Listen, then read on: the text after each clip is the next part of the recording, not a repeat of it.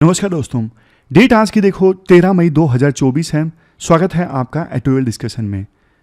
आज देखो कोई अच्छा कोट मिला नहीं डिस्कस करने के लिए।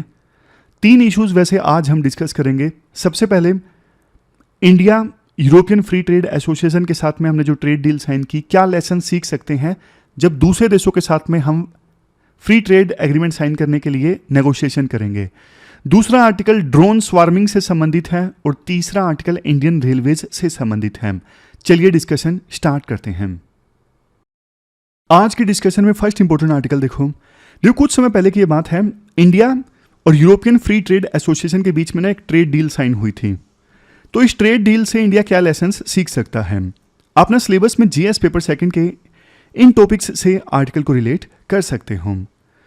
फिलहाल देखो इंडिया में पार्लियामेंट्री इलेक्शन चल रहे हैं, तो इससे पहले जो नेगोशिएशन हमारी चल रही थी यूरोपियन यूनियन और यूके के साथ में फ्री ट्रेड एग्रीमेंट साइन करने के लिए, वो नेगोशिएशंस अभी देखो ठंडे बस्ते में हैं, क्योंकि नई सरकार जो बनेगी आगे फिर वो नेगोशिएशंस कैरी आउट करेगी। लेकिन देखो एक बात यहां पे ध्यान देने की आवश्यकता है, अभी जो हिस्टोरिक ट्रेड डील इंडिया ने साइन की थी ना कुछ दिनों पहले यूरोपियन फ्री ट्रेड एसोसिएशन के साथ में, जिसमें ना ये 4 देश आते हैं, आइसलैंड, लिक्टेनस्टाइन, नॉर्वे, स्विट्जरलैंड। ये जो ट्रेड डील है हिस्टोरिक कई मायनों में है, अभी हम डिस्कस करेंगे, लेकिन इससे ना इंडिया का इन 4 देशों के साथ में ट्रेड जरूर इंक्रीज होगा।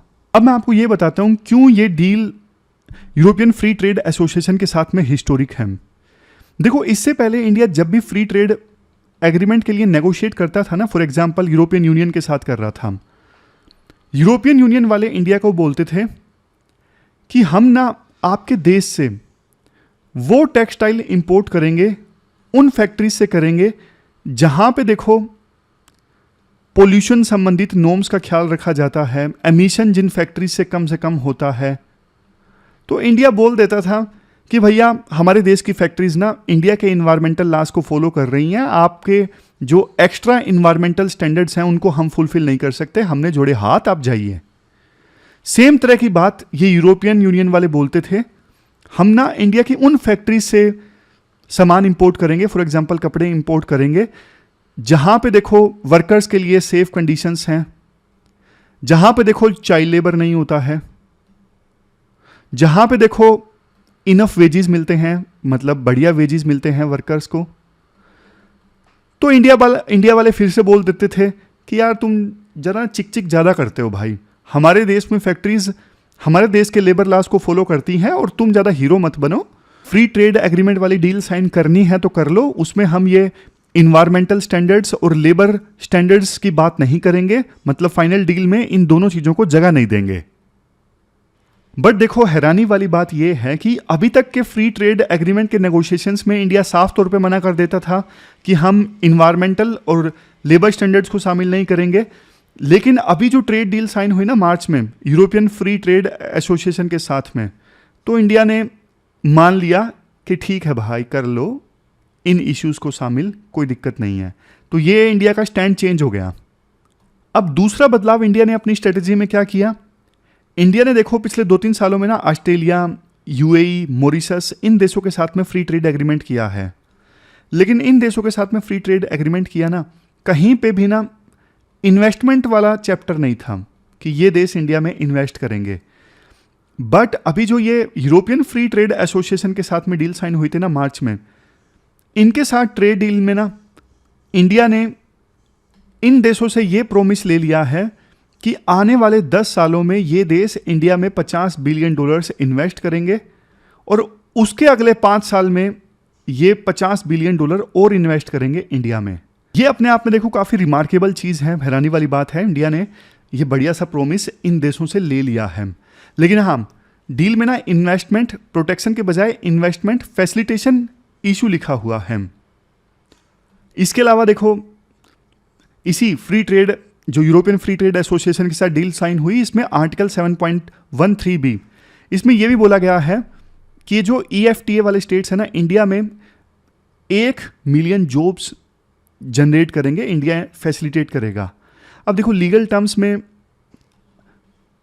इन्फोर्स नहीं कर सकते कि हाँ भाई तुमने 1 मिलियन जॉब्स का बोला था लेकिन क्रिएट नहीं की, लेकिन फिर भी देखो डील साइन हुई है तो वो देश ऑनेस्ट कोशिश करेंगे, क्योंकि उनको भी अपनी रेपुटेशन का फर्क पड़ता है, तो इस वजह से वो कोशिश करेंगे। तो ये बढ़िया चीज़ें इंडिया ने ट्रेड डील में साइन की। पॉइंट आप समझ गए ना?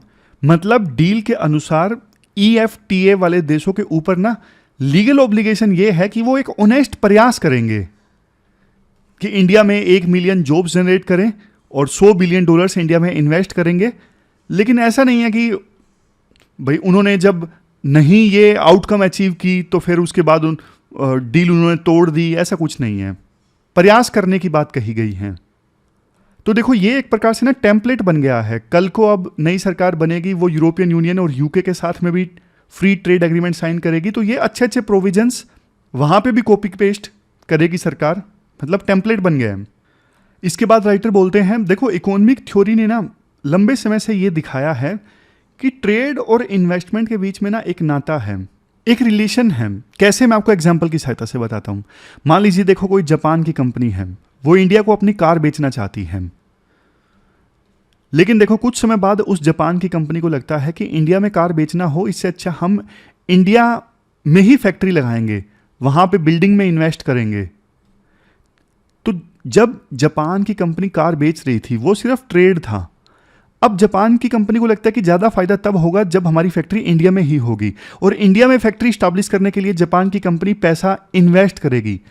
तो ट्रेड और इन्वेस्टमेंट आपस में लिंक हुए ना। इस वजह से इंडिया ने ना नई सेंचुरी यानी 21वीं सेंचुरी के फर्स्ट डेकेड में जापान, कोरिया, मलेशिया, सिंगापुर, इन देशों के साथ में जब फ्री ट्रेड एग्रीमेंट साइन किया ना, तो ट्रेड और इन्वेस्टमेंट दोनों को साथ साथ जगह दी गई थी, दोनों पे नेगोशिएशंस हुई थी। लेकिन बाद में देखो अभी कुछ समय पहले ऑस्ट्रेलिया, मॉरिशस, यूएई, इन देशों के साथ में इंडिया ने फ्री ट्रेड एग्रीमेंट साइन किया, तो उन फ्री ट्रेड एग्रीमेंट्स में इंडिया ने ना इन्वेस्टमेंट को शामिल नहीं किया, बल्कि यूएई का एग्जांपल देके राइटर बोलते हैं 2022 में इंडिया ने यूएई के साथ फ्री ट्रेड एग्रीमेंट साइन किया, उसमें इन्वेस्टमेंट का जिक्र नहीं था। लेकिन इस साल की शुरुआत में यानी 2024 के शुरू में इंडिया ने यूएई के साथ मिलकर एक बायलैटरल इन्वेस्टमेंट ट्रीटी साइन की, यानी इन्वेस्टमेंट की ट्रीटी अलग, ट्रेड की ट्रीटी अलग। बट अब इंडिया ने एक बार फिर से अपनी गलती को सुधार किया है और यूरोपियन फ्री ट्रेड एसोसिएशन के साथ में जो ट्रेड डील साइन हुई उसमें इन्वेस्टमेंट, ट्रेड दोनों का जिक्र किया गया है। तो राइटर क्वेश्चन रेज करते हैं कि क्या इंडिया नई सेंचुरी के शुरुआती डेकेड में जो इंडिया ने एग्रीमेंट साइन किए थे सिंगापुर, जापान के साथ, उसी टेम्पलेट पे वापस आ गया है, इन्वेस्टमेंट और ट्रेड दोनों फ्री ट्रेड एग्रीमेंट में। राइटर कहते हैं देखो ये जल्दबाजी होगी, अभी यूके के साथ में और यूरोपियन यूनियन के साथ में फ्री ट्रेड एग्रीमेंट जब साइन होगा ना, तब फाइनली पता लगेगा कि सरकार इन्वेस्टमेंट और ट्रेड को दोनों को एक साथ लेके चलेगी या नहीं चलेगी। राइटर कहते हैं चलना चाहिए, क्योंकि देखो नेगोशिएशन करना आसान हो जाता है। मान लीजिए ट्रेड में सामने वाले देश ने अपनी बात बनवा ली, तो इन्वेस्टमेंट के लिए हम फिर उससे बात मनवा सकते हैं कि भाई कम से कम इन्वेस्ट तो कर दीजिए, इतने इन्वेस्टमेंट की आप कमिटमेंट कर दीजिए, क्योंकि ट्रेड तो आपकी साइड से सरप्लस है, हमारी साइड से डेफिसिट है। तो ये फायदा होता है, नेगोशिएशन करना ईजी हो जाता है। तो ये पूरा आर्टिकल हमने डिस्कस किया, चलते हैं आगे। इसके बाद नेक्स्ट आर्टिकल देखो, ड्रोन स्वार्म से संबंधित है। आप ना सिलेबस में जीएस पेपर 3 के सिक्योरिटी से इस आर्टिकल को रिलेट कर सकते हो। शुरुआत में देखो आर्टिकल में यह कहा जाता है, साल था 2011, यूएसए का एक ड्रोन जिसका नाम था RQ-170 सेंटिनल, यह मिडिल ईस्ट में सर्विलेंस करने के लिए उड़ान भरता है और कुछ ही देर में उस ड्रोन के जीपीएस में अफगानिस्तान में यूएस बेस पर लैंड करने का इंस्ट्रक्शन आता है। और जब वो ड्रोन लैंड करता है तब देखो पता लगता है वो बेस ना तो अफगानिस्तान में था और ना ही इंस्ट्रक्शन यूएस ने दी थी, बल्कि ईरान की एक साइबर वारफेयर यूनिट ने उस ड्रोन को हैक कर लिया था और मजबूर किया गया उसको ईरान में ही लैंड करने के लिए। लेकिन देखो ये जो घटना थी ना 2011 की, इसने काफी कुछ बदल दिया। क्या बदल दिया वो अभी हम जानेंगे, लेकिन उससे पहले आप ये समझिए, जब देखो रशिया यूक्रेन वार में यूएस और यूरोप के बिलियन डॉलर्स के वेपन्स यूक्रेन को मिले तो रशिया ना युद्ध में पिछड़ने लगा। लेकिन तभी रशिया ने अपने ईरान के साथ दोस्ती का फायदा उठाया। रशिया ने ईरान को बोला कि भैया आपके पास जो ड्रोन है वो हमें दे दीजिए।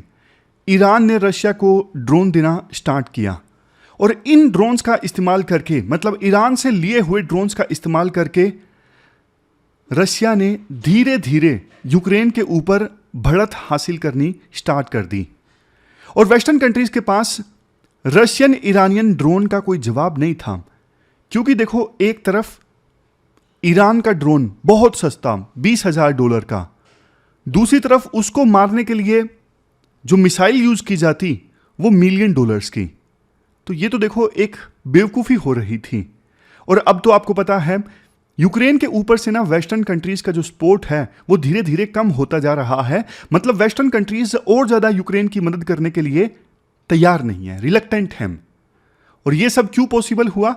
ये सब पॉसिबल हुआ क्योंकि 2011 में यूएस का ड्रोन जिसे लैंड करना था अफगानिस्तान में, और वो लैंड कर गया था ईरान में, क्योंकि ईरान की साइबर वारफेयर यूनिट ने उस ड्रोन को हैक कर लिया था। और एक बार ईरान के हाथ में यूएस का ड्रोन लग गया 2011 में, तो ईरान ने देखो उसके पुर्जे पुर्जे खोल लिए, देखा सब कुछ कैसे ड्रोन काम करता है। और रिवर्स इंजीनियरिंग की सहायता से जो काम चाइना करता है ना, रिवर्स इंजीनियरिंग करके चीजें सीख जाता है। ईरान ने भी देखो रिवर्स इंजीनियरिंग की यूएसए के ड्रोन की, और ड्रोन की इंडस्ट्री में आज ईरान काफी आगे निकल गया है। जब 2011 में ईरान ने यूएस का ड्रोन पकड़ा था ना, शुरुआत में तो यूएस ने मना कर दिया कि नहीं नहीं हमारा कांटेक्ट नहीं हो पा रहा है सिर्फ, लेकिन काफ़ी समय बाद ओबामा ने उस समय ये स्वीकार किया था कि हाँ ड्रोन जो है अब ईरान के पास में है। यूएस ने ईरान को बोला था कि भाई आप हमारा ड्रोन वापस कर दीजिए। ईरान ने मना कर दिया कि आपका जो ड्रोन है हमारे एयर स्पेस में घूम रहा था, हम इसे नहीं लुटाएंगे। लेकिन क्वेश्चन उठता है कि अभी ये ईरान की ड्रोन इंडस्ट्री का जिक्र पूरे वर्ल्ड में क्यों है, और इंडिया का इससे क्या लेना देना जो हमारे काम का है यूपीएससी के पर्सपेक्टिव से। देखो अभी ना ईरान ने इजराइल के ऊपर अटैक किया था, आपको पता है, बहुत सारे ड्रोन्स की सहायता से अटैक किया था। पहली बार ईरान का इजराइल के ऊपर ये डायरेक्ट अटैक था। तो इस वजह से ईरान के ड्रोन का और ड्रोन अटैक का एक बार फिर से जिक्र होने लगा है। वैसे तो देखो आपको पता है जितने ड्रोन्स से ईरान ने इजराइल के ऊपर अटैक किया था, ऑलमोस्ट क्या ड्रोन्स तो सभी ही हवा में ही मार गिराए। इजराइल, यूएस, जॉर्डन, इन सब ने मिलके, इजराइल के पास में अपना एक डिफेंस सिस्टम है, एरो डिफेंस सिस्टम। हवा में ही कोई रॉकेट आए, ड्रोन आए, मिसाइल आए, उसको मार गिराया जाता है इस एरो डिफेंस मिसाइल सिस्टम से। बट देखो 2-3 मिसाइल ऐसी जरूर रही जिन्होंने इजराइल में जाके स्ट्राइक किया, और वो भी देखो इसलिए पॉसिबल हो पाया क्योंकि इनका जो एरो मिसाइल डिफेंस सिस्टम है ना, अब वो देखो एक तरफ 170 ड्रोन से लड़ रहा है, 170 ड्रोन्स का एक ही समय में सामना कर रहा है, और पीछे से कोई मिसाइल आ जाए, एरो मिसाइल डिफेंस सिस्टम पीछे से जो मिसाइल आई है उसका सामना तो कर लेगा, फिर भी देखो फेलियर के चांसेस बढ़ जाते हैं कि हाँ भाई पीछे से अगर 100 मिसाइल आई तो 2-3 तो फिर स्ट्राइक हो ही गई। तो स्वार्म ड्रोन का मतलब है झुंड में ड्रोन आते हैं और एकदम से स्ट्राइक कर देते हैं।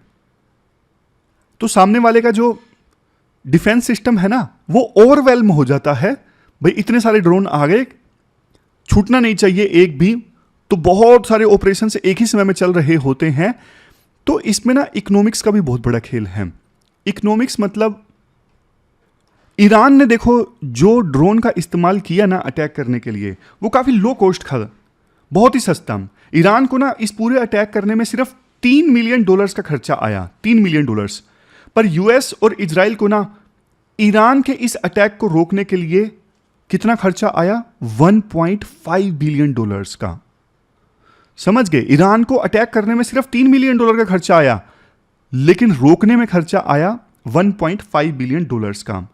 ऐसा देखो इसलिए क्योंकि एरो जो मिसाइल डिफेंस सिस्टम था या फिर यूएसए का डिफेंस सिस्टम था जो शिप पे लगा हुआ था, उन्होंने तो मिसाइल्स दागी ना। अब मिसाइल की कीमत ज़्यादा होती है और ईरान का ड्रोन काफ़ी सस्ता।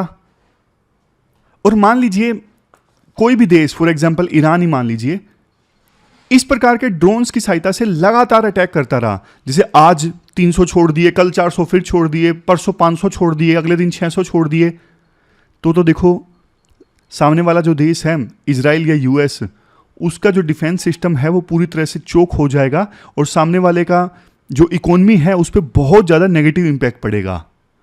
ये सिचुएशन टारगेट कंट्री के लिए बिल्कुल भी सस्टेनेबल नहीं है। वैसे देखो 1979 के बाद से ही ईरान ने ना अपनी डोमेस्टिक इंडस्ट्री पे फोकस करना स्टार्ट कर दिया था, क्योंकि वेस्टर्न कंट्रीज ने उस समय ईरान को अलग थलग कर दिया था इस्लामिक रेवोल्यूशन के कारण। लेकिन ना ड्रोन्स का जब वक्त आया, वेस्टर्न कंट्रीज ने बनाया, तब ईरान ने भी कोशिश की, बट ज़्यादा अच्छा ड्रोन ईरान बना नहीं पा रहा था।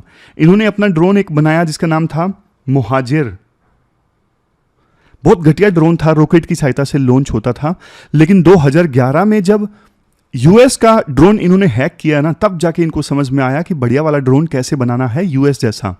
और उसके बाद तो इन्होंने एक्सपर्टीज हासिल कर ली, एक्सपर्टीज जैसे कि ड्रोन यूएस जैसा लेकिन बहुत सस्ता और कुछ एक्स्ट्रा क्वालिटीज के साथ में। और एक और हैरानी वाली बात ये है, ईरान जो ये ड्रोन बनाता है ना, जिसका नाम है शाहिद, जिसके अलग अलग वर्जन हैं, इसमें देखो 82% कंपोनेंट्स तो यूएस के ही लगे होते हैं। आप बोलोगे सर कैसे, सैंक्शंस लगाए हुए हैं यूएस ने तो ईरान के ऊपर। तो ना सैंक्शंस को अवॉइड करने के लिए ना ईरान इन ड्रोन्स को मैन्युफैक्चर करता है दूसरे देशों में, जैसे तजाकिस्तान में, वेनेजुला में, ताकि वहाँ पर यूएस के कंपोनेंट्स मिल सके और ईरान इन ड्रोन्स की मैन्युफैक्चरिंग उन देशों में कर सके। राइटर कहते हैं देखो ईरान के जो ना ड्रोन्स हैं इसलिए भी खतरनाक होते जा रहे हैं क्योंकि इनका यूज़ वर्ल्ड के मेजर कन्फ्लिक्ट्स में होने लगा है, इंक्लूडिंग अफ्रीका एंड यूक्रेन। अब लास्ट में बात करते हैं इंडिया के लिए क्या लेसन्स हैं। देखो ईरान के जो चीप ड्रोन हैं चाइना भी खरीद रहा है, जिसका मतलब ये है कि ईरानियन ड्रोन का एक्सेस पाकिस्तान को मिलने में देर नहीं लगेगी। वैसे भी देखो पाकिस्तान चीप ड्रोन्स का इस्तेमाल करके ड्रग्स एंड आर्म्स इंडिया के बॉर्डर के उस पार स्मगल करता है और इससे इंडिया की सिक्योरिटी खतरे में आती है। इंडिया को ना ये इजराइल और ईरान वार से या कन्फ्लिक्ट से लेसन लेकर ड्रोन स्वाम वारफेयर के लिए तैयार रहना चाहिए। मतलब एकदम से इतने 200 ड्रोन अटैक इंडिया के ऊपर अगर करेंगे तो क्या होगा। इंडिया को ना इस सिचुएशन के लिए तैयार रहना चाहिए। आज के समय में देखो इंडिया के पास ड्रोन को इंटरसेप्ट करने के लिए ना पर्याप्त रडार नहीं है और ड्रोन्स को टारगेट करने के लिए कोई एयर डिफेंस नहीं है। वैसे इंडिया के पास S-400 मिसाइल डिफेंस सिस्टम है जो हमने रशिया से परचेज किया है और आकाश डिफेंस सिस्टम भी है। लेकिन देखो ये जो डिफेंस सिस्टम है ना ये लॉन्ग और मीडियम रेंज मिसाइल्स को टारगेट करती हैं और लेकिन कोई लो फ्लाइंग मिसाइल आती है ज़मीन से कम हाइट पर उड़ने वाली मिसाइल्स या फिर कोई ड्रोन आता है तो उनको काउंटर नहीं करते ये दोनों defence system, S-400 defence system और आकाश डिफेंस सिस्टम। और वैसे भी देखो चीप ड्रोन्स को मिसाइल से टारगेट करना इंडिया के लिए बहुत कॉस्टली होगा। इंडिया के पास तो उतने पैसे भी नहीं है जितना ये यूएस, इजराइल जैसे देशों के पास में है। लास्ट में आर्टिकल बोलते हैं इसी वजह से देखो इंडिया का जो DRDO है ना वो इजराइल के एरो डिफेंस की तरह प्रोजेक्ट दुर्गा को डेवलप कर रहा है। प्रोजेक्ट दुर्गा, इसमें क्या होगा, डायरेक्शनली अनरिस्ट्रिक्टेड रे गन। फिर से बोलता हूं, प्रोजेक्ट दुर्गा में क्या होगा, डायरेक्शनली अनरिस्ट्रिक्टेड रे गन एरे, जो कि देखो लेजर वेपन के जरिए ड्रोन को खत्म कर सकती है। लेकिन इंडिया को ना ड्रोन में अपनी कैपेबिलिटी को बढ़ाना होगा और डिले को रिड्यूस करना होगा। तो ये पूरा आर्टिकल हमने डिस्कस किया, चलते हैं आगे। इसके बाद नेक्स्ट आर्टिकल देखो इंडियन रेलवेज से संबंधित है। आप ना GS पेपर 3 में इंफ्रास्ट्रक्चर वाला जो टॉपिक है ना वहाँ से इस आर्टिकल को रिलेट कर सकते हो। आज देखो जब भी आप इंडियन रेलवेज का नाम सुनते हो ना तो आपके माइंड में 2 इमेज आती होंगी। पहला तो देखो सरपट तेज दौड़ती वंदे भारत एक्सप्रेस और दूसरी तरफ ऐसी ट्रेन्स जो बिल्कुल खचाखच भरी हुई हैं और ट्रेन में वॉशरूम में जाओ तो बिल्कुल पान मसाला थूका हुआ मिलेगा। समझ गए? तो ये 2 कंपैरेटिव तस्वीरें हैं।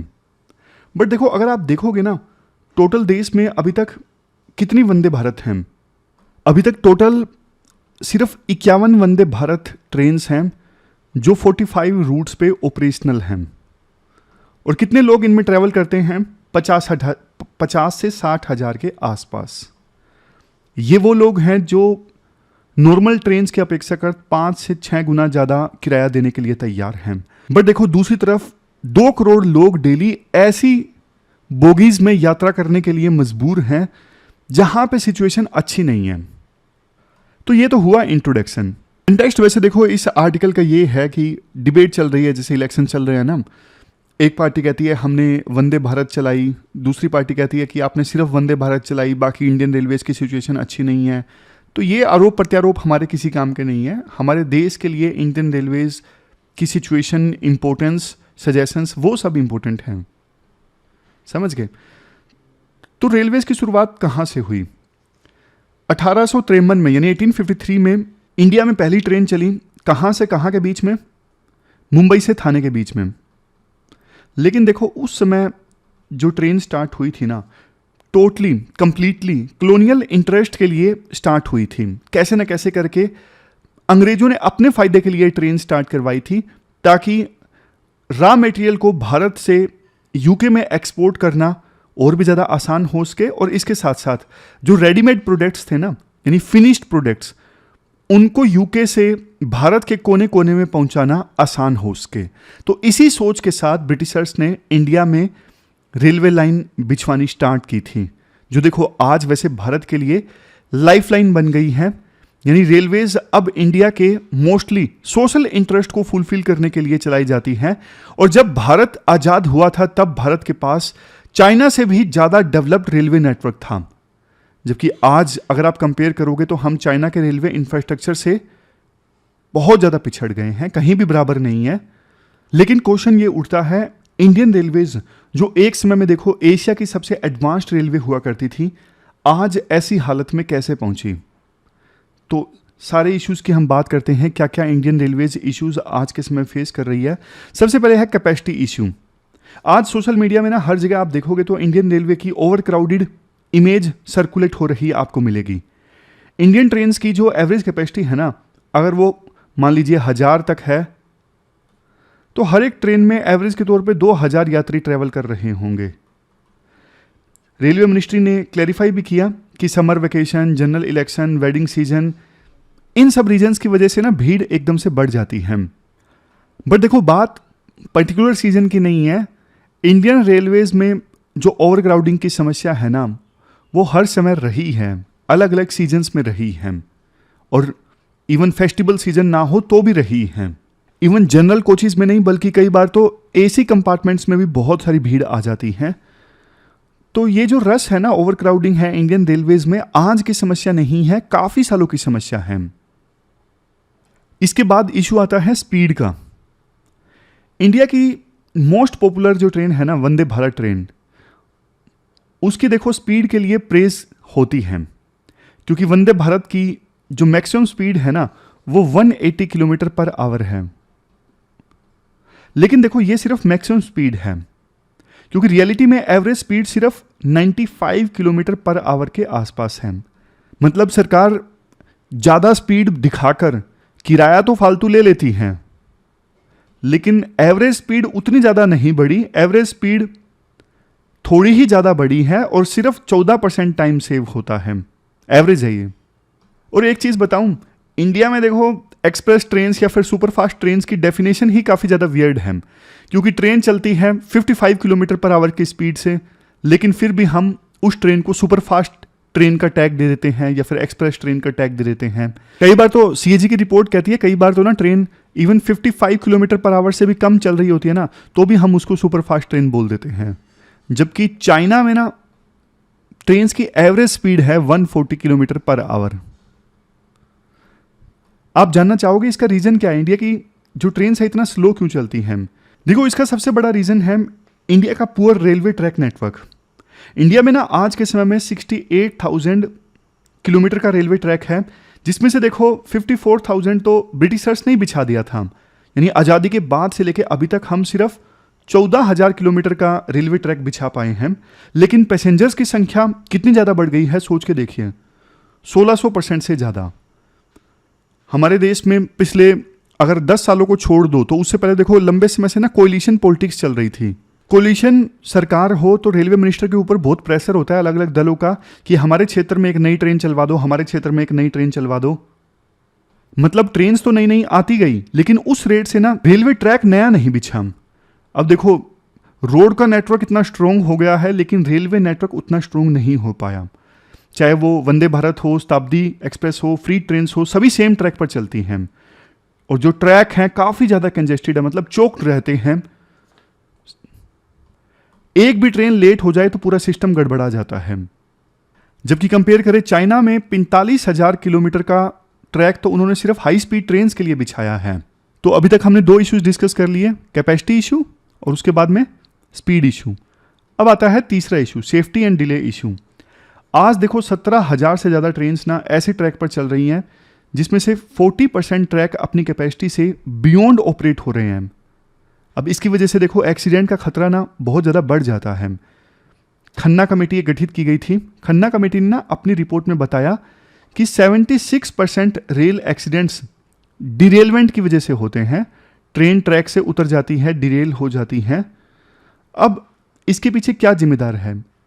इसके पीछे देखो ट्रेन के ट्रैक्स ही तो जिम्मेदार हैं। काफ़ी घटिया ट्रैक सिस्टम है हमारे देश में, जिसकी वजह से ट्रेन जो है वो डिरेल हो जाती है, पटरी से उतर जाती है। इंडियन रेलवेज में ना आज के समय में 3 लाख से ज़्यादा पोस्ट खाली हैं, जिसमें आधे से ज़्यादा पोस्ट सेफ्टी से रिलेटेड हैं। तो सेफ्टी देखो वैसे ही कॉम्प्रोमाइज्ड है। इसके अलावा जो एंटी ट्रेन कोलिजन सिस्टम है, कवच, जिसकी वजह से 2 ट्रेन आपस में टकराएंगी नहीं, आमने सामने से टक्कर नहीं होगी। अब ये जो कवच सिस्टम है ना एंटी कोलिजन वाला, ये भी अभी तक सिर्फ 2% रेलवे नेटवर्क को कवर करता है। बाकी 98% रेलवे नेटवर्क को कवच सिस्टम अभी तक कवर नहीं करता है।